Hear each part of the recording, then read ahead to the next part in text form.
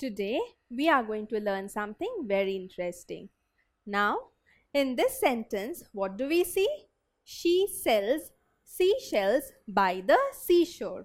Now here you find that this is quite difficult to pronounce. It is a tongue twister. Why so? Because you see, she sells seashells, seashore. So many words in this sentence begin with the consonant S. That makes it very difficult to pronounce correctly.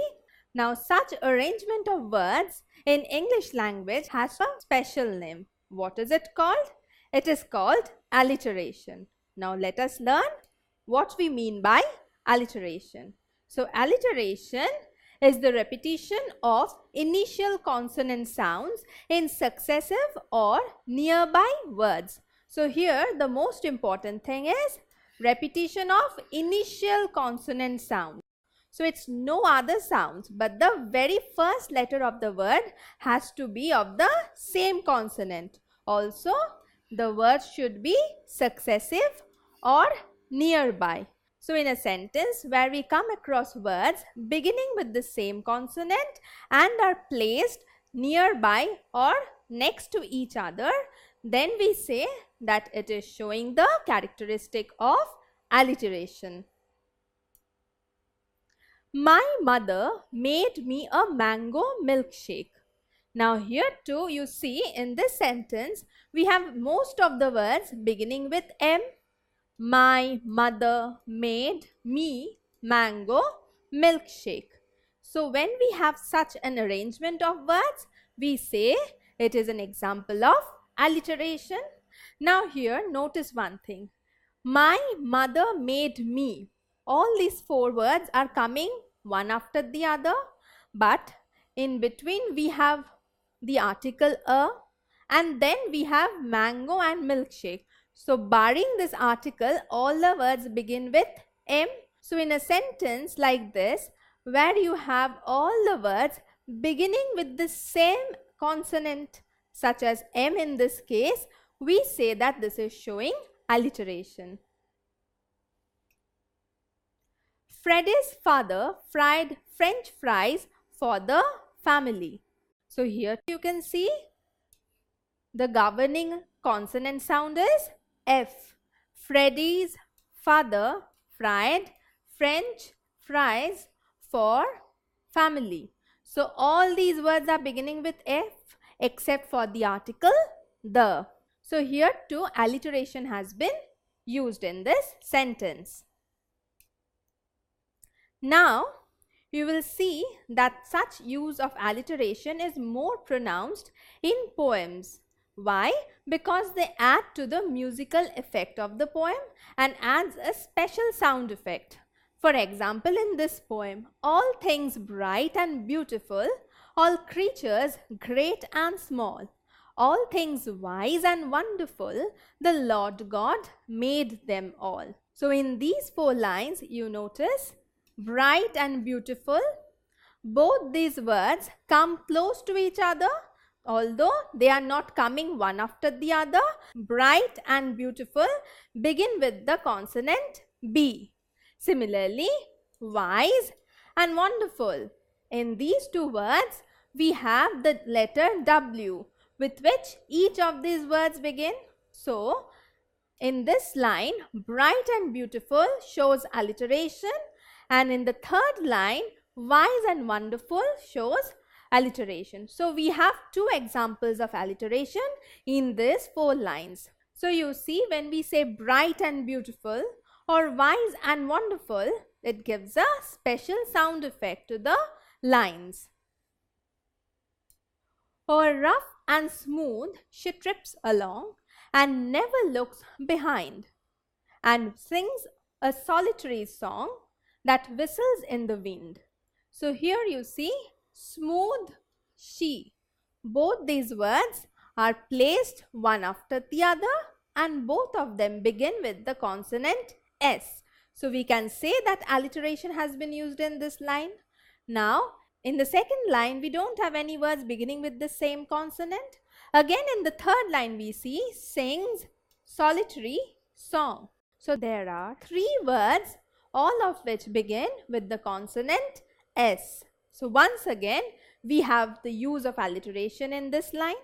Similarly, in the 4th line, whistles, wind. Both these words begin with W.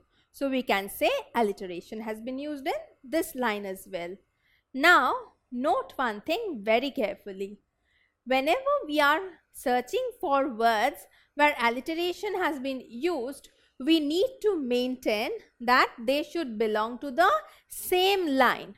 For example, we have smooth in this line, we have sings in this line. We cannot say that smooth and sings are showing alliteration because they come in different lines.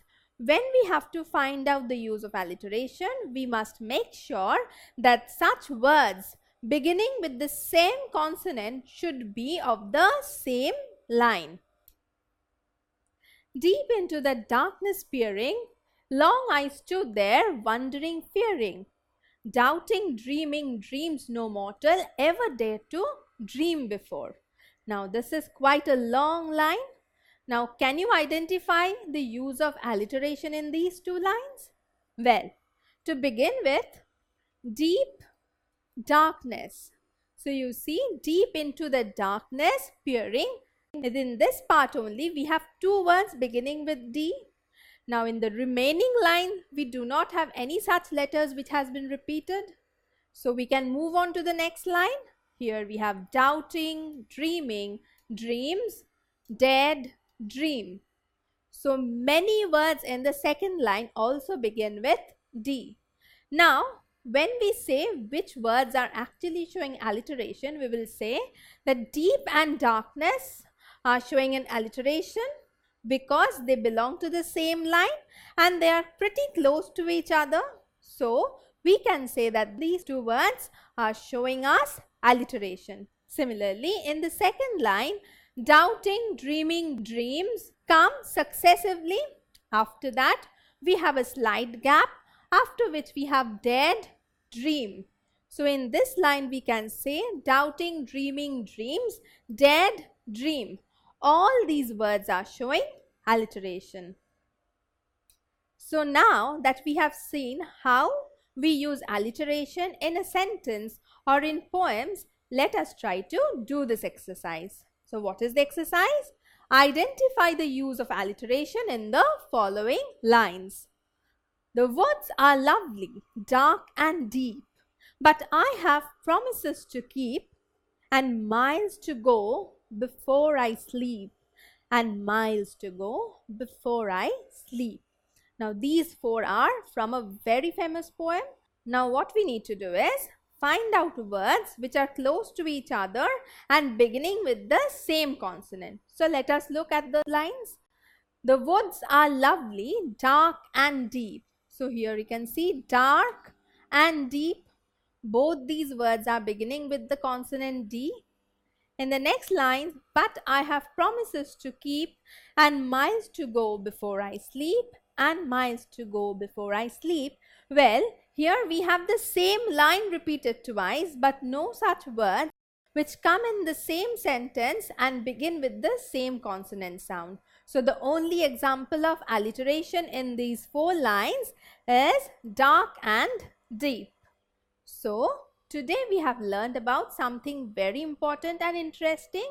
It is called alliteration. Now what is an alliteration? It is the repetition of the consonant sound in successive or nearby words. We often come across such alliteration in literature, especially in poems. How do they help us? Well, they add to the sound effect of the poem and make it an interesting read. So what you can do now is read more and more poems and find out where such words have been used where the consonant sound is repeated. Only remember that the words should occur in the same line and also they should be nearby, if not successive to each other. Don't forget to subscribe to our channel. You can also register for free at deltastep.com or download the DeltaStep app to get all learning resources as per ICSE, CBSE, IB, Cambridge or any other curriculum. Over 5,000 amazing lectures across maths, science, English and social science. Our unique interactive video technology keeps you engaged, and our iDictionary feature allows you to quickly revise any concept. Master each topic at your own pace with our adaptive practice technology and 1 million plus questions. Get instant answers and detailed solutions. Be exam ready by taking unlimited mock tests, performance analysis along with actionable feedback, personal tutors to resolve your slightest of doubts. That's not all. You can also win amazing prizes like PlayStation, iPad, watches and many more, along with certificates through our Earn As You Learn program. So at DeltaStep, learning is not just fun and easy, it is rewarding too. So register for free now.